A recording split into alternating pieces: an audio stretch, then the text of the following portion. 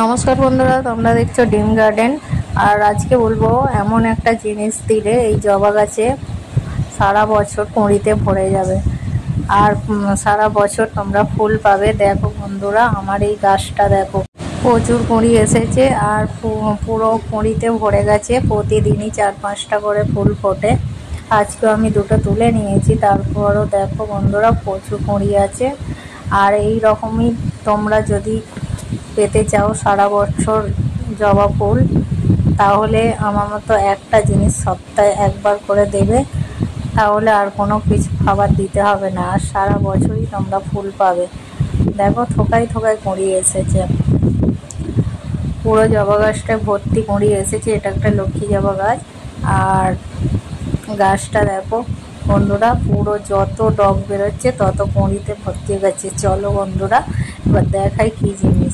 যখন এরম যদি তোমাদের কুঁড়ি ঝরে যায়, এই সমস্যাটাও থাকবে না। কিন্তু যখন গাছে কুঁড়ি থাকবে, এরকম মাটি হার্ড হলে হবে না, মানে শুকনো রাখলেও হবে না, জল দিতে হবে যতটা জলের প্রয়োজন। এখন গরমকাল, দিনে 2বার জল দিতে হবে, 3বার হলেও দিতে হবে। মাটি এরকম শুকিয়ে গেলে হবে না, তাহলে কুঁড়ি ঝরে যাবে। আর দেখো বন্ধুরা, আর যে জবা গাছের গোড়ায় আগাছা থাকলে এরকমভাবে পরিষ্কার করে দেবে। আর মাটি এরকম নরম, পুরো ঝুরঝুরে হওয়া চাই। আর এই সেই জিনিস যেটা সপ্তাহে একবার করে তোমরা দিলে গাছে পুরো কুঁড়িতে ভরে যাবে।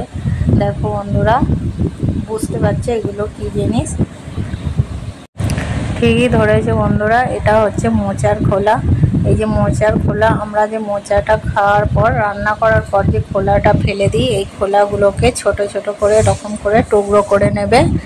আর টুকরো করার পর এরকম একটা পাত্রে জল নেবে, জল নিয়ে এগুলোকে ভিজিয়ে রাখবে 3-4 দিন বা 5 দিন ভিজিয়ে নিতে পারো এই খোলাগুলোকে। এতে প্রচুর ক্যালসিয়াম আছে আর পটাশিয়ামও আছে, যাতে গাছে কুঁড়ি শক্ত করবে আর কুঁড়ি আসতে সাহায্য করবে।